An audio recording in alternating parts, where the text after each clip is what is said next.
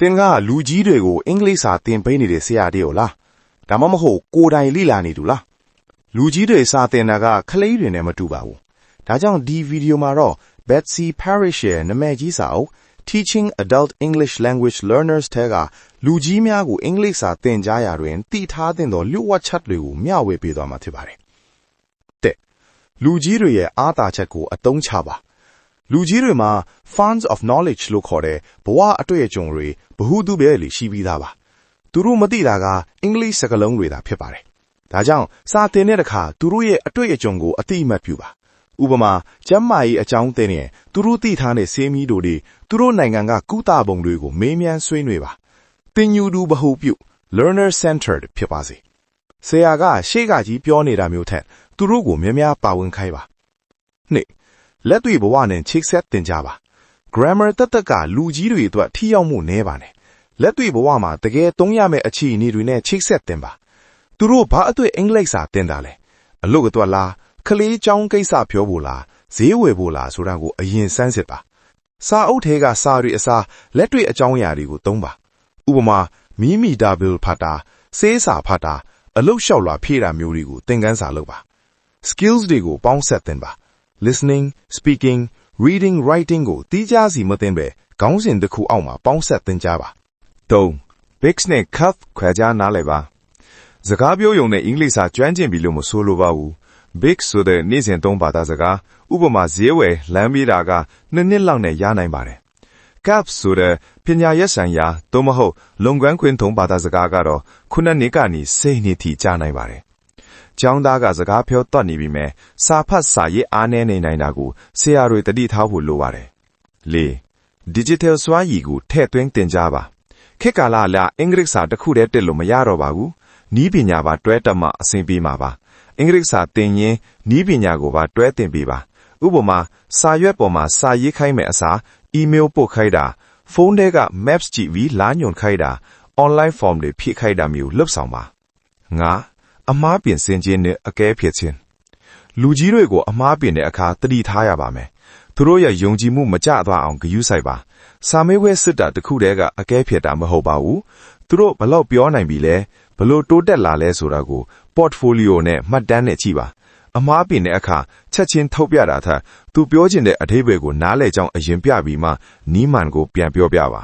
လူကြီးတွေကိုစာသင်ရတာစင်ခရောမှုရှိပေမဲ့သူတို့ရဲ့ဘဝတိုးတက်ဖို့ကူညီပေးရတာကပီတိဖြစ်စရာပါဒီအချက်တွေကိုတင်းရဲ့စာသင်ခန်းထဲမှာအသုံးချကြည့်ဖို့တိုက်တွန်းပါတယ်ဆက်လက်ပြီးစာအုပ်ထဲမှာပါတဲ့အကြောင်းအရာကိုအကျဉ်းချုပ်ပြီး podcast အနေနဲ့နားဆင်နိုင်ပါတယ်ဒီနေ့ကျမတို့ဆွေးနွေးကြမယ့်အကြောင်းအရာကလေလူကြီးတွေကိုအင်္ဂလိပ်စာသင်ကြားပေးခြင်းအကြောင်းပါရှင်ဟုတ်ကဲ့ဒါပေမဲ့ခဏလေးနော်ဒါကလူတွေထင်နေသလိုထဒါစီမင်းနေကြီးပဲပြောတာတော့ဝေါ်ဟာရစာရင်ကြီးတွေအလွတ်ချက်ခိုင်းတာလို့အဲ့လိုအကြောင်းမျိုးလုံးဝမဟုတ်ဘူးဟုတ်ကဲ့ဒါကလူတယောက်ရဲ့ဖွာသူ့ရဲ့အိမ်မက်တွေပြီးတော့ဘာသာစကားတစ်ခုကသူ့ဘွားကိုဘလို့ဖြောင်းလဲပေးနိုင်တယ်လဲဆိုတဲ့တော်တော်နည်းနည်းတဲ့ဇလန်ဒီအကြောင်းပါဟုတ်ကဲ့ကျမတို့စီမှာဒီအကြောင်းအရာနေပတ်သက်တဲ့စောင့်ကြိုကနေကောက်နှုတ်ချက်တွေလည်းရှိနေတယ်ဆိုတော့ကဲအတူတူအဖြေရှာကြည့်ကြအောင်လူကြီးတယောက်ကိုဘာသာစကားသင်ပေးတယ်ဆိုတာတကယ်တော့ဘာကိုဆိုလိုတာလဲဒီအကြောင်းကိုစဖို့အကောင်းဆုံးနည်းလမ်းကတော့တကယ်လူတွေရဲ့ဇလန်ဒီနဲ့စော့တာပါပဲဗျာ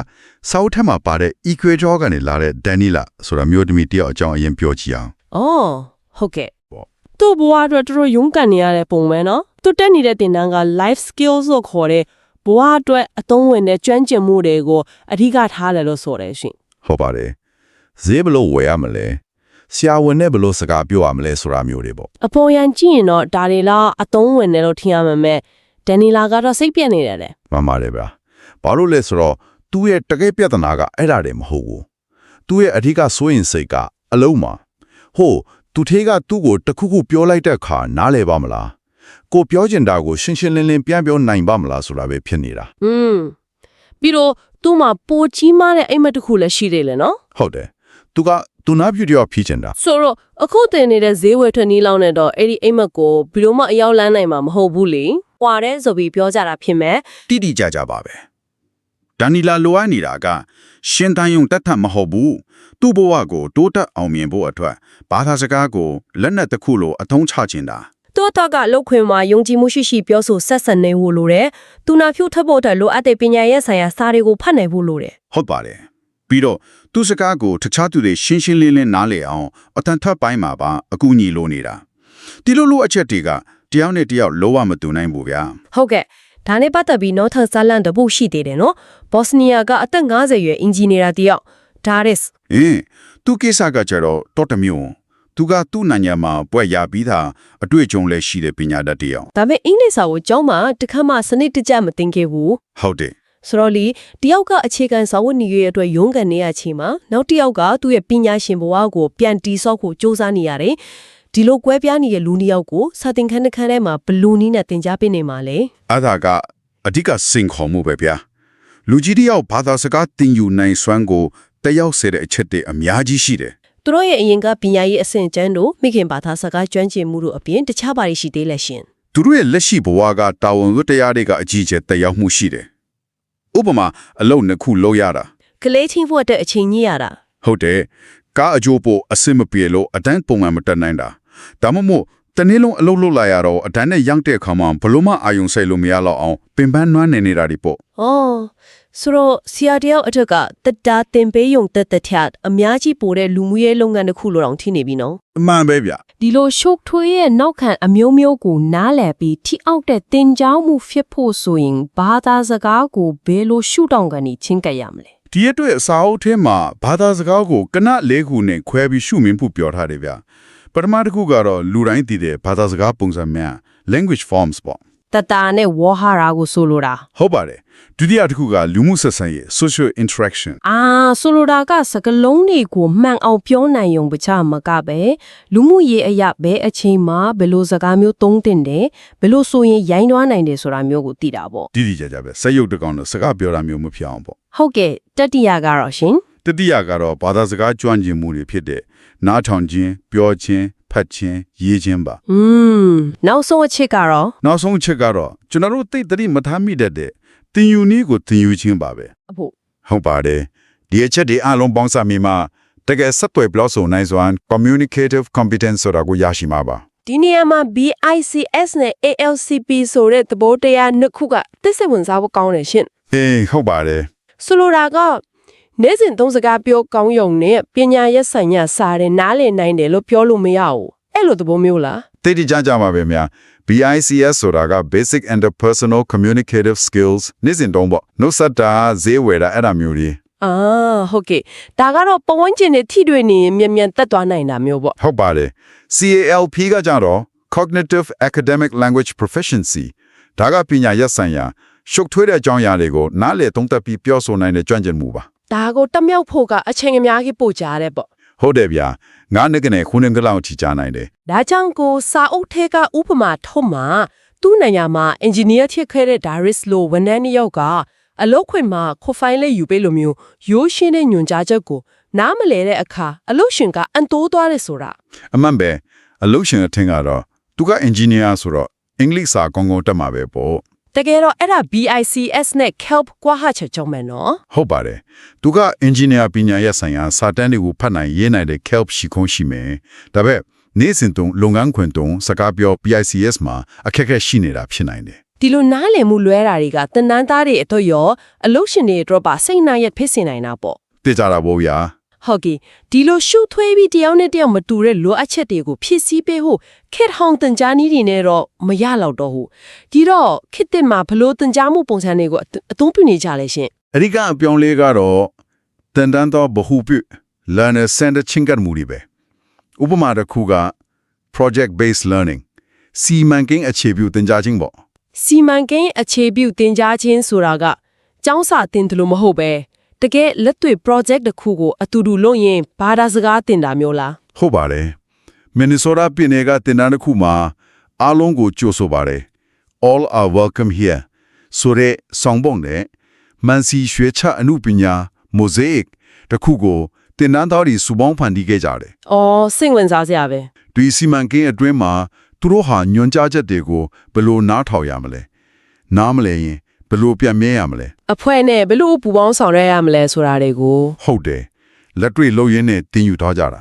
စာသင်ခန်းထဲမှာထိုင်သင်နေတာမဟုတ်တော့ဘူး ပြီးတော့သူတို့ဖန်တီးလိုက်တဲ့အမှုပညာလဲယာကရက်ရွာလူလူအတွက်ဖြစ်တဲ့အတွက်သူတို့ရဲ့သင်ယူမှုကအသေးပဲရှိသွားပြီကိုယ့်ကိုယ်တန်ဖိုးရှိတယ်လို့ခံစားလာစီမှာပဲ တခြားတာပေါ